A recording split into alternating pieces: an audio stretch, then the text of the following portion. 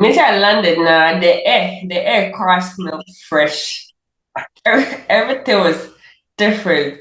I was so excited that I mistakenly took somebody's box instead of my box. I had to now come back to Heathrow for my box. So I was very happy. I was overjoyed. That was my first time sitting in a plane. So it's just by word of mouth. I heard my colleagues say, "Oh, Cecilia, exams are by friend. I also travel quite Nobody wanted to stay in Ghana, so that's why I heard about it. And I realized that you can do it on your own. I didn't want to go through any agent because when I was also looking for a job and I was struggling, I had to do like 72 applications before I got the job, and that was the only job I got that brought me here. People were saying, "Oh, they'll pay me if I just come with their sibling." People said I should pay this amount so they'll get me a job. And I said, no, I'm not willing to pay anybody. If I've been able to study past by God's grace and I've come this far, I'll get a job because people have done it. Why can't I do it? Because here, if you follow the pressure and every day, work, send money home, you'll be depressed, honestly. You'll be in your home, in your room, and you'll be crying. I've got people that come in, they're crying that they're not happy and they want to go back. I'm like, hey, you're going back to work. If that place was good, will you have come? So just encourage yourself, you'll be fine. Don't have too much expectations. Yes, or else you'll be disappointed.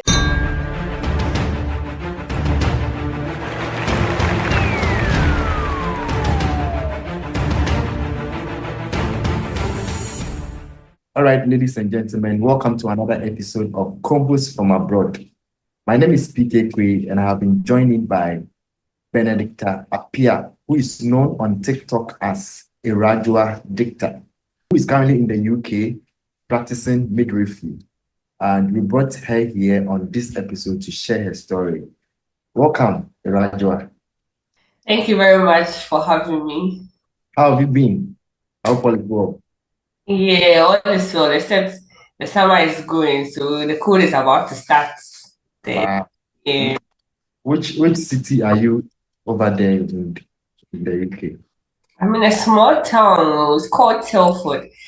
Maybe just close to Birmingham. So maybe if I mention Telford, people will know. But if I say Birmingham, maybe people will know what I'm talking about. Okay. And is the town popping like that? What kind of activities does your town engage in?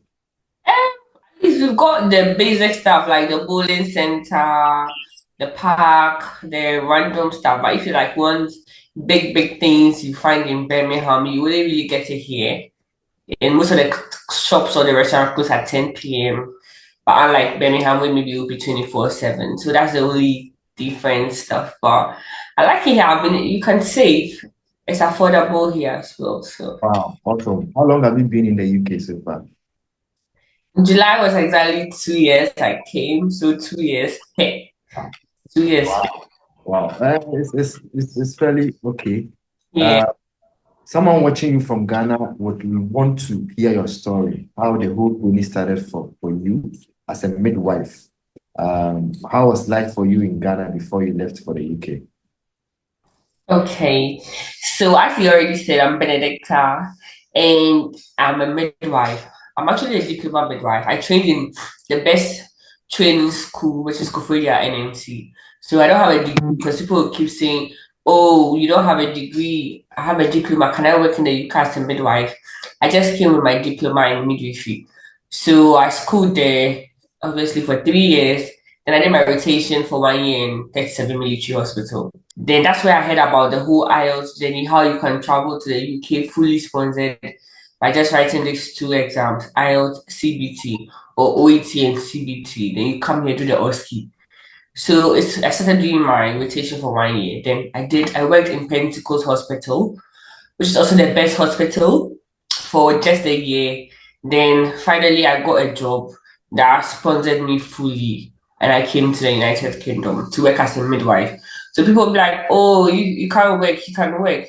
People even ask me that, oh, what's me jaw? And I'm like, yeah, jaw, yeah, baby, I'll do everything because you're working as a midwife. And as a midwife, what do you have to do? Everything you do in Ghana, that's the same thing you're doing here. It's just that here their procedures are different, they've got more equipment, it's more advanced, and everything is a bit different from Ghana. So yeah, basically that's it. But now I think it's a bit difficult. So people are doing what they call the self sponsorship, where they sponsor themselves. Because I got fully funded flights, 3 months accommodation, bus pass for 3 months. They refunded my IELTS, my CBT, even my ticket and everything. And they also paid for the OSCE. But now people have to now come and do it on their own. And people are saying they're not getting jobs. But I feel maybe because at first they were not recruiting midwives and they just started recruiting midwives. And now it's difficult for even nurses and midwives to get a job. So maybe they are just going through some financial something now, but maybe they can open it again and people start getting jobs. Yeah. So basically that's my process. Wow, interesting. Well, you make it sound so easy because as you got a job and then you got you're fully funded and all that. Someone who is watching right now would like to know, how did you hear of the opportunity? Was it a conversation among you and your friends and you casually applied for it, or you passed through an agent and who did the whole process for you, or you had a relative over there who helped you out? How exactly did you see the opportunity and took advantage of it? So it's just by word of mouth. I heard my colleagues say, "Oh, Cecilia, exams here by friend. I also travel quite good. Nobody wanted to stay in Ghana, so that's why I heard about it." And I realized that you can do it on your own. I didn't want to go through any agents because when I was also looking for a job and I was struggling, I had to do like 72 applications before I got the job, and that was the only job I got that brought me here. People were saying, "Oh, they'll pay me if I just come with their sibling." People say I should pay this amount, try to get me a job. And I said, no, I'm not willing to pay anybody. If I've been able to steady past by God's grace and I've come this far, I'll get a job because people have done it. Why can't I do it? So I did everything myself. I didn't use any agency. By the grace of God, my family, my partner, and everything. Yeah. Wow, I see. And did you pass the IELTS before applying for the job, or how did you? So it's compulsory. You have to pass the IELTS and CBT before you come here and do the OSCE. Even if you are self-sponsoring yourself, you have to still pass the IELTS and CBT and come and do the OSCE here. It's the OSCE that gives you the license, the PIN to practice as a nurse, midwife, or mental health nurse. Yeah. Oh, okay, I did it in Ghana. They do it in Ghana. okay. And was it a one-time pass for the IELTS? Yeah, I passed on my first attempt. It's not easy. But Sure. I'm nice. Amen. I accept it. I did classes. People study on their own in the past. Some people study on their own, they don't pass. Some people go for classes and they don't pass. So it's all up to you. You look at your strength, what you think. Me, I don't like learning. That's why I went for classes to be serious. And by God's grace, I passed. So yeah, first attempt. Hmm. Okay, so someone who is currently schooling in Ghana, in any of the fields in the health sector, and is thinking that okay, after school I'll get a job here. What was your motivations for applying to a job outside your country? So my motivation to travel was I didn't want to stay in Ghana. Yeah, people will say greener pastures. People will say more money. People will say advanced technology. I want to learn new things. I like exploring. So if you check my socials, I like traveling a lot. So I wanted to explore, learn new things, see how things are done that are different. And hopefully one day, if I get a chance, I would like to come and teach Ghanaian midwives how to do like they're doing their best. They're doing their best, but maybe the new ways or the ways we do things here, maybe I'd like to come and teach them. Yeah. Oh, okay. So the very first day you stepped your foot on UK, how was the feeling like for you? What was going through your mind the first day you arrived? When I landed now, the air car smelled fresh. Everything was different. I was so excited that I mistakenly took somebody's box instead of my box. I had to now come back to Heathrow for my box. So I was very happy. I was overjoyed. That was my first time sitting in a plane. So I was excited for the new opportunity given to me by the grace of God. And at least I was going to get proper roads, no doom saw, 24/7 lights, good health system, and everything. Yeah. I was Mm. excited. Yeah. Did you already know someone there at in UK? Maybe family and friends, but in my town, I didn't know anybody. But through church, my pastor said, "Oh, he's got a sister, a family friend that lives in Telford." So she was the one who welcomed me, showed me around, she and her husband taught me how to go about life in the UK. And I think what I'll say is if anyone is in the diaspora and you don't like going to church, honestly, apart from the fact that you go to church to bond with God, to worship God, you also form like a family. If you need people, they'll be there to support you because you can't do everything on your own. So imagine maybe you don't go to church and you have a baby. Who's going to name your child for you? Are you going to name your child yourself at home?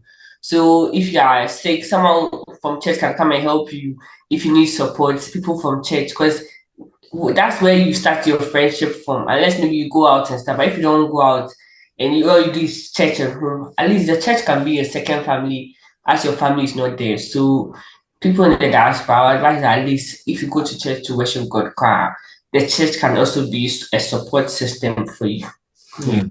How was settling in, like the initial settling in and starting work over there for you? Yeah, I always got lost because I didn't know how the bus system works because you have to use Google, check the bus stop. So I struggled with that for a bit. And maybe the way they talk sometimes, they're like, "Oh, you can." They say you're right, you're right, and I thought it meant "Wabunamana," like you're right, but that's how they say, "How are you? Are you okay?" Yeah, and they'll be like, "Oh, what are you going to have for tea?" That is their dinner. What are you going to have for dinner or supper? So like some of their words and the way things are done at work is different. At least here, when the woman is in labor, it's one-to-one care. So it's one midwife to one pregnant woman until she has a baby. And they have their own room, like an institute. They've got their toilet, shower, and everything in. And their partner or their birthing partners can stay with them till they have their baby. So it's not like a lot of pregnant women in one room and they don't have their partners with them. That's what I found nice that if at least Ghana we can adopt that style, it will help. Because if the woman is struggling and she's in pain, and her partner is there to motivate her, at least to encourage her to push or do very well. And at least here to the women get pain relief so they can go through labor without having any pain. But back home, but when I did that last video on my TikTok about pain relief, they said Ghana has started something like that. So at least we're in the right direction. Yeah. Oh, okay. Pain relief is when they give you what? A painkiller to Yeah, numb. so yeah, it's numb the pain. So in labor, the proper where you don't want to feel anything is the epidural. It numbs you from your waist downwards, so you don't feel any pain at all till you have your baby.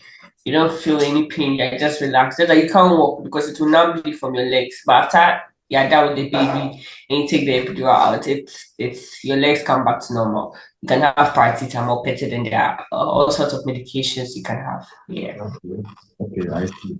And I believe before you even went, you had some expectations. And after you arrived, comparing your expectations to the reality on ground, what was that? How was that for you? Well, they say when you are traveling, don't have expectations because if you have expectations, you'll be disappointed. To me, I wasn't having any expectations because I didn't want to be disappointed. I was just happy about the fact that I've come to a new environment. Like Nyamiado, Miana, my baby, it's not any agent or any family member now. Because say, me na me do bad routines, yes, that kind of thing. You know? So I was just happy. I just live each day as it goes. I don't let pressure for me. I don't really want no one can pressure me. So my check, they say me, I'm in my own world because me, I live each day as it comes.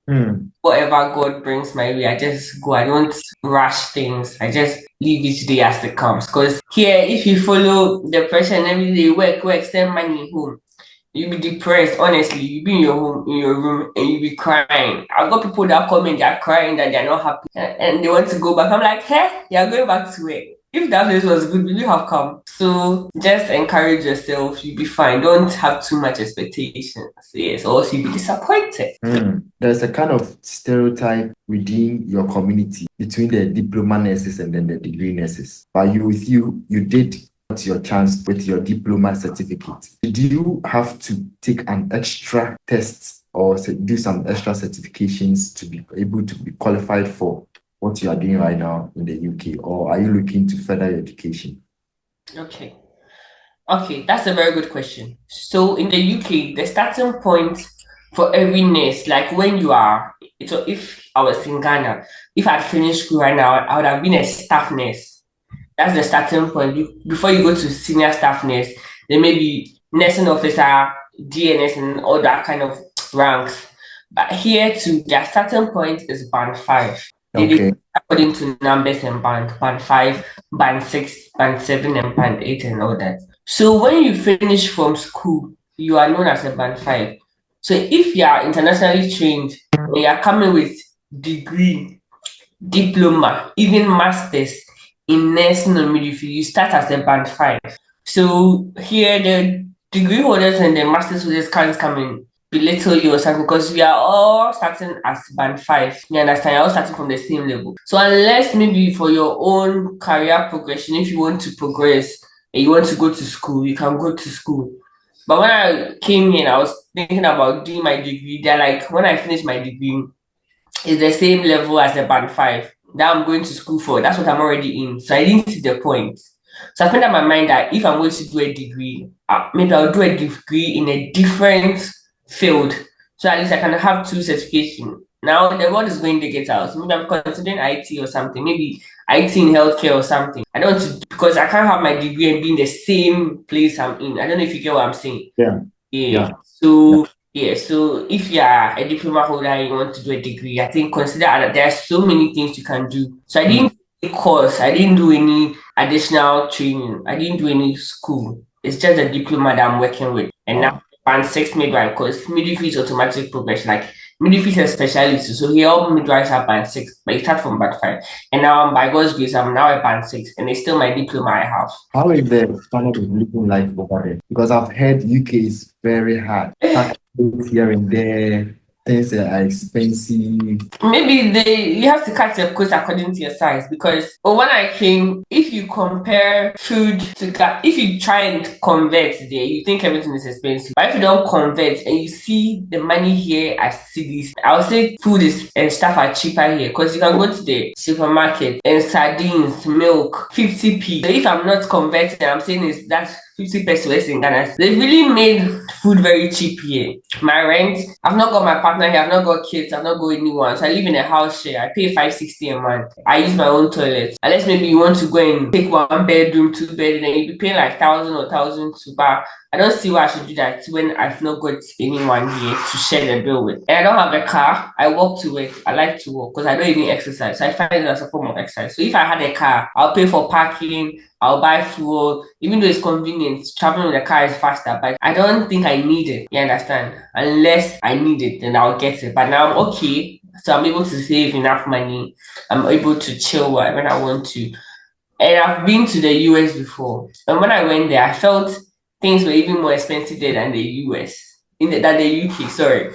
Because in the UK you can get nappies for like the nappies, the diapers, they call it nappies. You can get nappies for like £1, £2. But when I went to the US, it's like the nappies starting with $9 and stuff. And like me, I felt everything there was expensive. They say UK people were stingy, but I felt things were more expensive. So I think maybe because they earn more, that's why maybe things are expensive. But here, because let's say I earn like £19 an hour. And when I was speaking to the nurses in the US, they earn like $50 an hour, 70, 100. So you see the gap. Maybe that's why things are more expensive. But also the pound is also higher. But I think it's relatively okay. It all depends on you. The taxes they everywhere they will tax you. So you just make sure that you're cutting your coat according to your size. You'll be fine. Yeah, people have been here.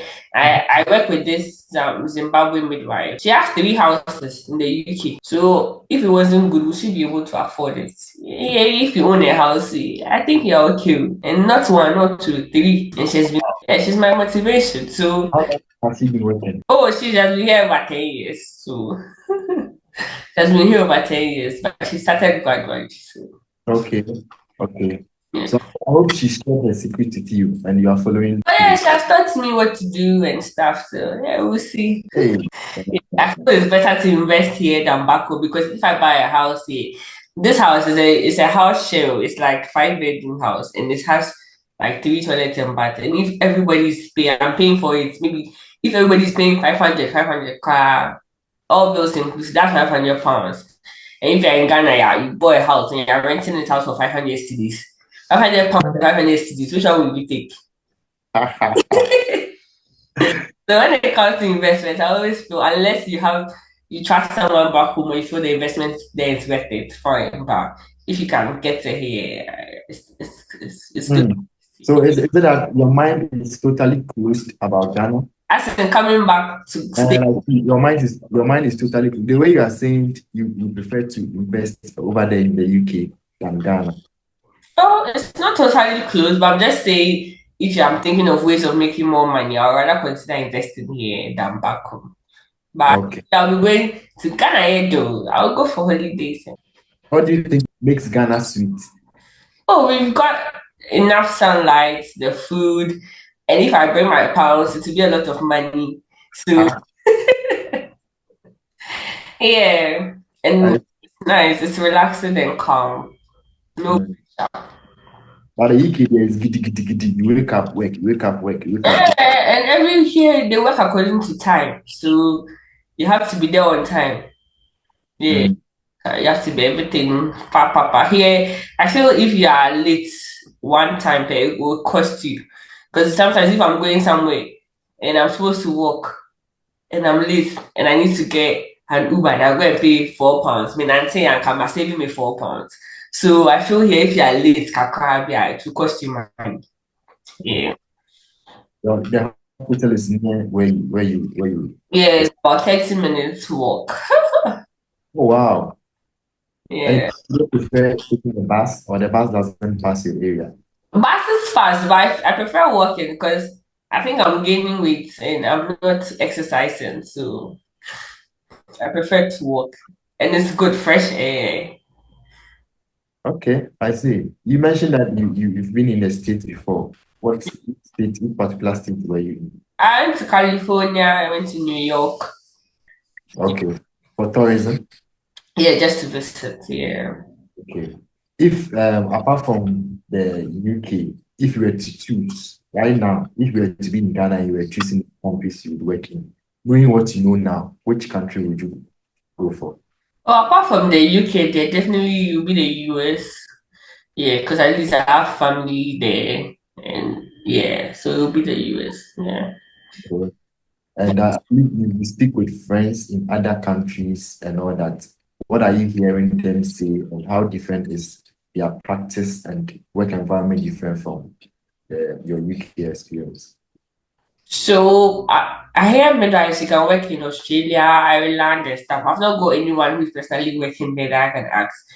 But when I went to the US, my sister had a baby, so I was just watching the way they do their things, and I'm surprised that they are all 10 world class countries, but things were a bit different from them. Like here, before we start, this is more practical. Before we start oxytocin, we are augmenting the women. We break their waters. Like the US, they don't do it. They just start the oxytocin straight away. So things are a bit different. In the US, doctors do the deliveries. But here, midwives do it. They have like labor nurses. Midwifery is like masters. It's not like a degree course. It's a master's program on its own. So doctors do the deliveries most of the time. So that there are a few differences. I see. You mentioned that applications are more tighter now. Is it because the demand is high and the supply is less, or what exactly is the problem? What should someone who is watching right now uh, pick from? And how should they approach the whole situation? I don't know if people are doing it more now or not. Because I think if you check statistics, if you check their Google, the UK is still understaffed. They need more people. But I don't know whether they've not got the funds to sponsor because it's expensive when you're bringing someone abroad. I don't know what if that's the problem. Maybe it's the funds.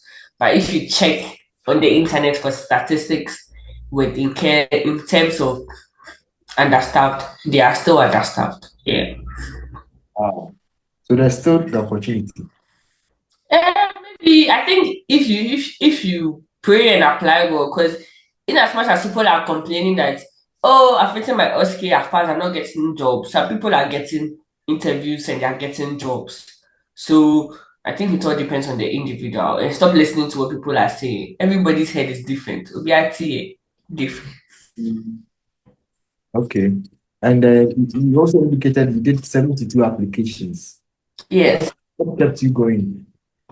because I couldn't stay home and let my the IELTS is for 2 years. It's expired after 2 years. So all the a car, and everything, I didn't want it to go wasted. So I had a goal. So that's what kept me going. I knew Okay. what I wanted. How about casting in terms of the IELTS writing and the other certifications? How much did you spend? So my partner sponsored. So I think every year they increase it. Because when I heard about IELTS, it was around 600 cities. But when I was registering, it was around 1,008 or 2,000 Ghana cities. So that's for the IELTS. And the CBT, hey, I don't remember.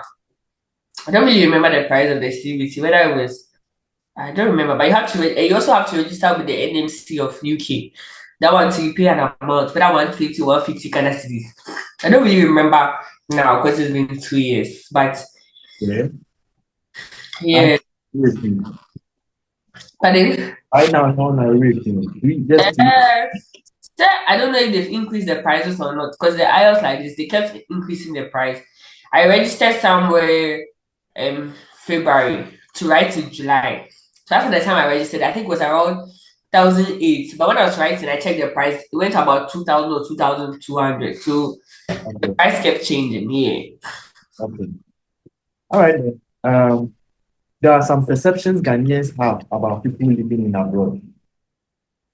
What are those perceptions, and um, what do you think are those perceptions, and why are they wrong? Well, me, what I've heard is that they say UK people are stingy. That's what I've heard. Mhm. Maybe it's because of the way things are here. You have to work to get your money. Maybe that's why people find it difficult sending money back home. But if everybody, oh, I swallowed fridge, then you send money. I swallowed cement, you send money. I've car has hit me, you send money. I said, then, the bobra. And then I will say that one better will say 10 years, one the bobra. So, in as much as you are sending money back home, make sure you're also doing something, you're saving, you're investing. Because I don't like the idea of money sitting down. Because when money is just in your bank, it's not producing. So if you invest in your money, if you do something with your money, at least, even if it's not, even if it's 10%, 20%, at least you're getting something, and the money sitting there for 2 years, 3 years. Hmm. Okay. Um, as a first timer, someone has arrived in the UK for the first time. What can a person do to manage their money well so that maybe after 5 years when they are going back home, they have enough to spend? First of all, you can go to church, talk to people. They've been here for 20 years, 30 years, they've got the experience. Everyone I talk to, they'll be like, oh, buy a house because it's good investment. Because where you're even staying, it's also someone's mortgage. So you're paying the person's mortgage for them, and the person is also getting some. So here they have things that they have for like first time buyers. You pay 10% or 20% for mortgage and all those things. So if you can save towards that, the banks here, if definitely savings account, the rates are always for like 3%, 4%. If you go and talk to people, if you got anyone that you trust and they bring a business opportunity to you and you feel it's good, you can do it. But always put it on pen and paper. If you are doing business with someone, put it on pen and paper because we've lost a lot of money because madam Finti, Matisse way cool for scabba after the scan share. If not, you can't even fight for your money because there's no evidence that you went into this contract with that person. So if you're thinking of going into business with someone, put everything on pen and paper. And maybe you can come together with a group of friends and buy a house and share the profits and rent it. I think All that's right. what the Indians, I heard that's what they do. Maybe there are three people, they'll buy one house, then they'll share the profits, then they'll get more money, buy another house, then one person will take it, and another house, the next person will take it, sir, so everybody has their own house. Oh, okay. Yeah, I Okay. think Ghana for the person needs some. Yeah, no, I don't know whether you're not united, so we can't. I don't know. We can't really do those things. So maybe if you get some conform you can do something with them. Because of the visa, or I can't do any job apart from the midwifery. If I could do any job, I can be talking, I can make taxi, because I don't mind being an Uber driver or a taxi driver. I would have done taxi with the car. But here's the case, I can't do it. So I don't see the point. What would you consider the greatest challenge so far in your life? Charlie, maybe the sending money to people back home if you are a soft person. The least thing now I in this car, it's a challenge. Yeah. So You still think you are a small girl and we should stop worrying you.